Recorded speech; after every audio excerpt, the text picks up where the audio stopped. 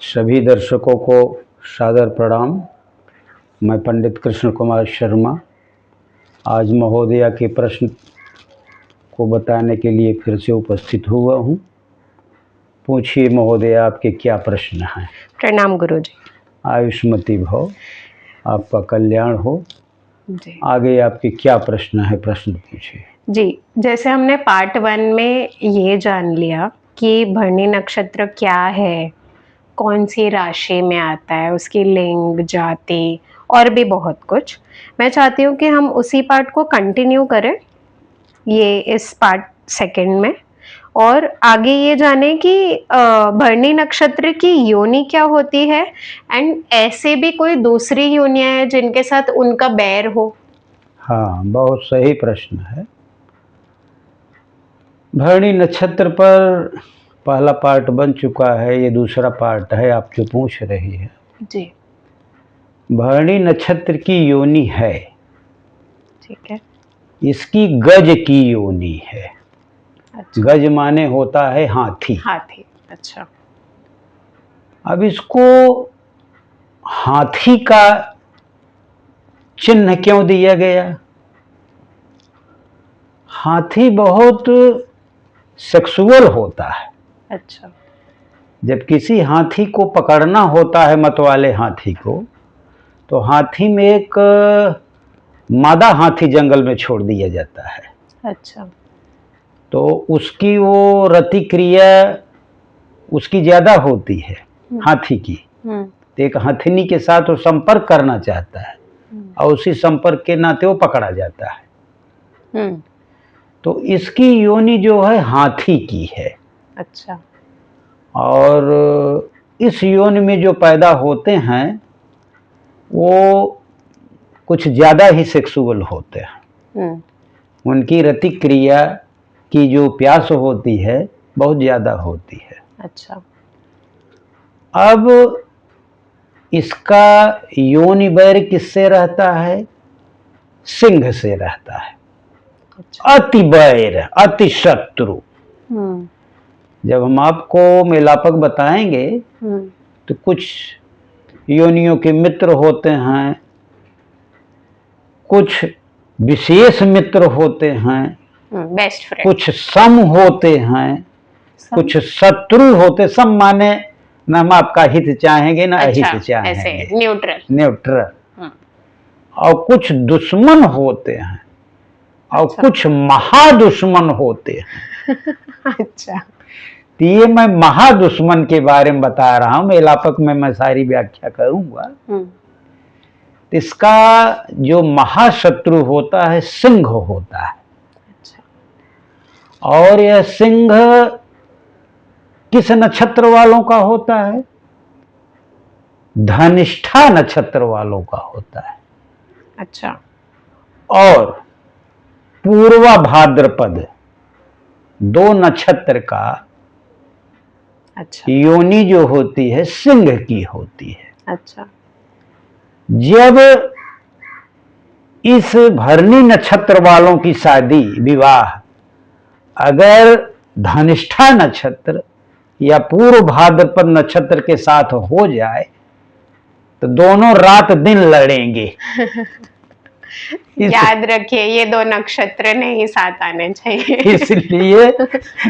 इसलिए मेलापक में लोग बहुत सरल काम समझते हैं कि पंडित जी फट से बताइए कि 36 में कितने गुण मिल रहे हैं जी। तो आजकल पंडित जी भी ज्यादा देखते ताकते नहीं, कंप्यूटर से उठाए देख के बता दिए कि 18 गुण मिल रहे हैं, 20 गुण मिल रहे हैं, 25 गुण मिल रहे हैं। जबकि अगर कायदे से देखा जाए तो मेलापक मिलाने में 2 घंटे जाएगा। तो जब हम इसका प्रयोग वही हम विवाह के मेलापक में करते हैं कि कहीं योनि बैर से महादुश्मन से तो शादी नहीं हो रही है। सही बात है। तो शायद आपका प्रश्न का उत्तर हो गया होगा कौन सी योनि है और कौन से इसके योनि बैर हैं। जी। अगला आपका क्या प्रश्न? अगला प्रश्न मेरा मुझे ये जानना है कि अश्विनी नक्षत्र से कनेक्टेड जो पक्षी और प्राणी होते हैं, हाँ, वो उनके बारे में बहुत सही।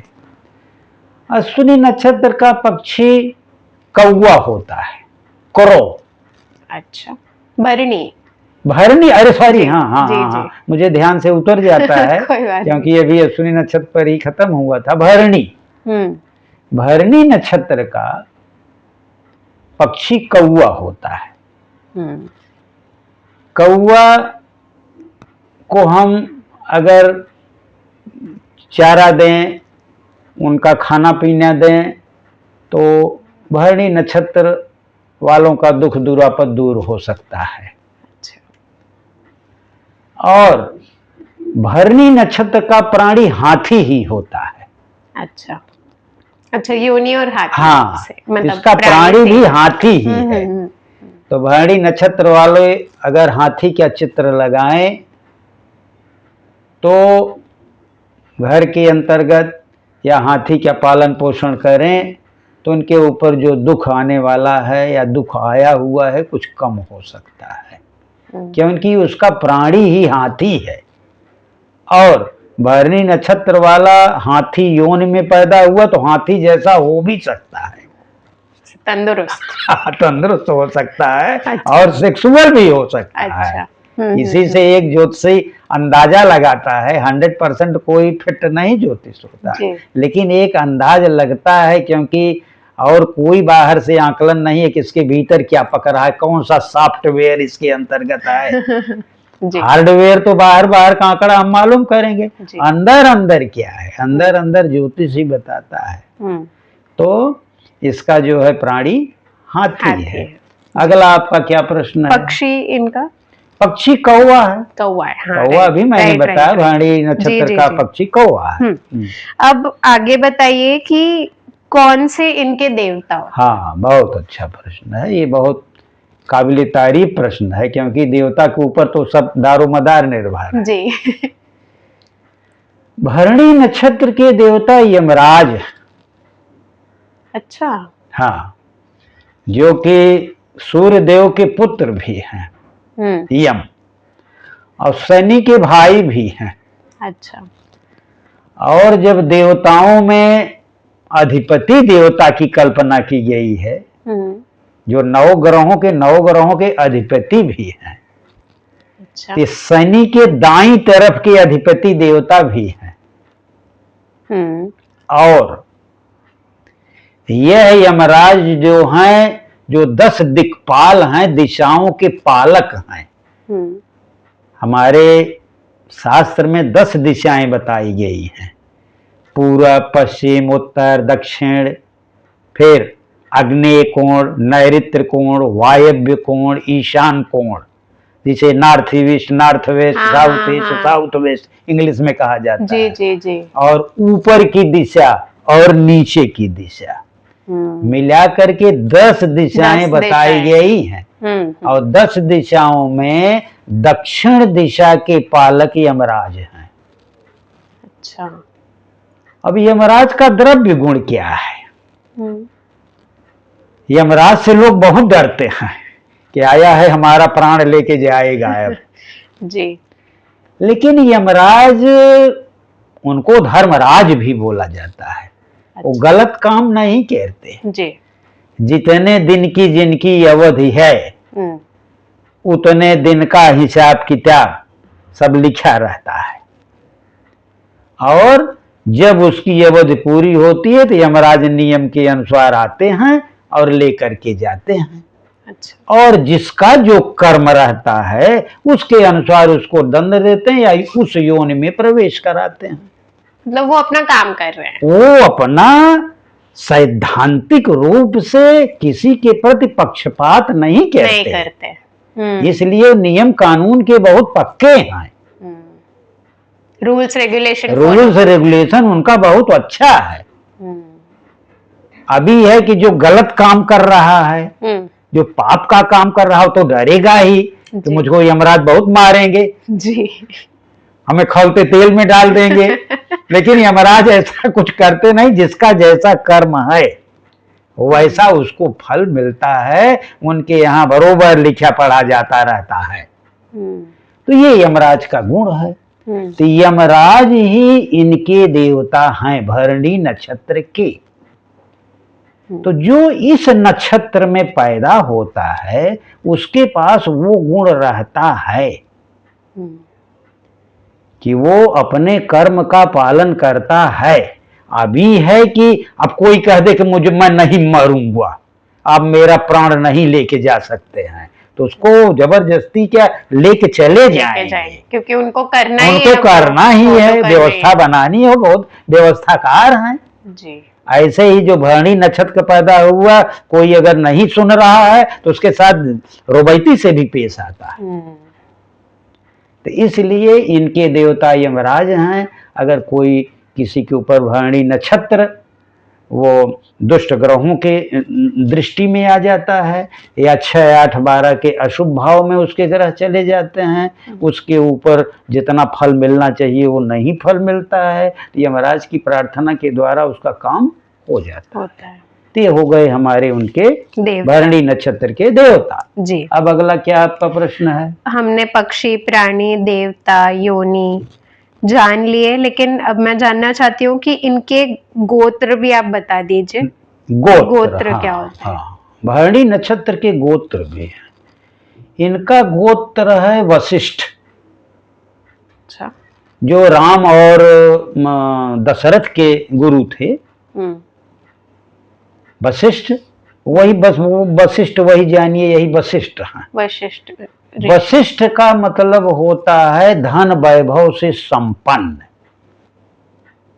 ये वशिष्ठ की मीनिंग है। अच्छा। तो जो भरणी नक्षत्र वाला रहता है वो अपने मेहनत के बल पे, जो कि शुक्र उसमें हावी हैं, शुक्र ऐशो आराम के देवता हैं, जिसका शुक्र उसके हस्त रेखा में या उसके कुंडली में अच्छा रहता है वो बहुत लग्जरियस लाइफ जीता है। तो ये शुक्र का ही ये नक्षत्र है। तो शुक्र का नक्षत्र होने के नाते ये धन वैभव ये ज्यादा पाने की कोशिश करते हैं। तो इनका नक्षत्र जो है, इनका गोत्र जो है वशिष्ठ है जी। अगला आपका क्या प्रश्न अब है? इनकी आप संज्ञाएं भी बता दीजिए, लोचन के आधार पर, मुख के आधार पर। हाँ, इनकी संज्ञा में मुख के आधार पर जो वर्णन किया गया है यह अधोमुख संज्ञा है।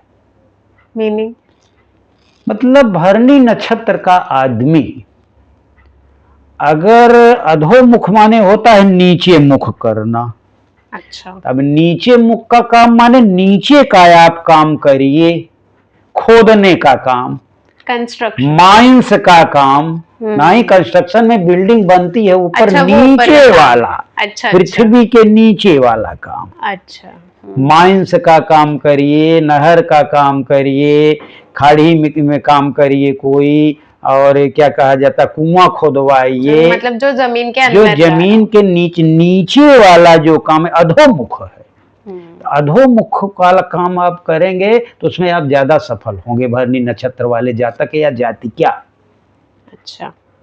क्योंकि यह अधोमुख नक्षत्र है। तो भरणी नक्षत्र का ये संज्ञा हो गई मुख के आधार पर अधोमुख नक्षत्र हो गया। अगला क्या प्रश्न आपका है? लोचन के आधार पर। लोचन के आधार पर। लोचन माने होता है देखना। इसका जैसे मैंने अश्विनी नक्षत्र में भी बताया था तो मंद लोचन था, ये मध्य लोचन है। अच्छा। अब मध्य लोचन का क्या मतलब होता है, इसका कहाँ प्रयोग होता है? इसका भी प्रयोग खोई हुई वस्तुओं में ही होता है। इसमें भी कई नक्षत्र मध्य लोचन के हैं, एक एक नक्षत्र का आएगा तो हम एक एक वर्णन करेंगे जी। तो इसका मध्य लोचन होने के कारण अगर किसी की कोई वस्तु खो गई है, अगर वो भरणी नक्षत्र में खोई हुई है जी। तो वो बहुत मेहनत करने के बाद पता तो लगेगा लेकिन सामान नहीं मिलेगा। अच्छा। पता सूचना मिल जाएगी कि फला जगह जाने की संभावना है या फला जगह है, लेकिन सामान नहीं मिल पाएगा। ये हो गया मध्य लोचन। ठीक है। तो मध्य लोचन में ये भरणी नक्षत्र इसकी संज्ञा होती है। अगला क्या प्रश्न है? ठीक है, जैसे हमने अश्विनी नक्षत्र में भी कुल, कुलाकुल, अकुल के बारे में हाँ, समझा था, हाँ। वैसे ही मैं चाहती हूँ कि आप हमारे जातकों को भी और मुझे भी भरणी नक्षत्र में भी इनका क्या कनेक्शन है, वो हाँ। बताइए। भरणी नक्षत्र का संबंध कुल से है। अच्छा। अकुल और कुलाकुल से नहीं। नहीं है, तो वो रूल्स रेगुलेशन। हाँ, कुल माने होता है कि अपनी कुल परंपरा की बातों को मानना।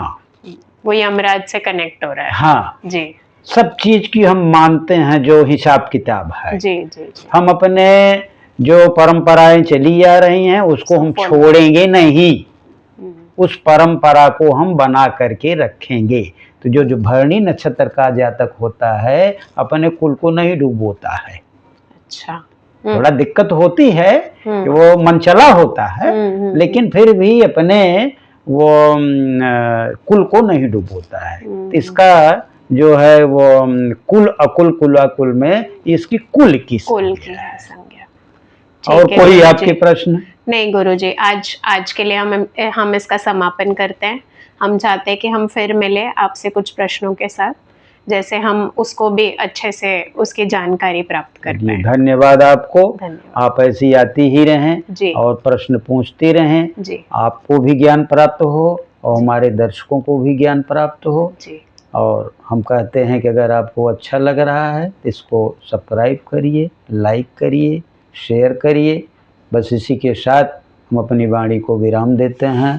आप लोगों को बहुत बहुत आभार। धन्यवाद। धन्यवाद।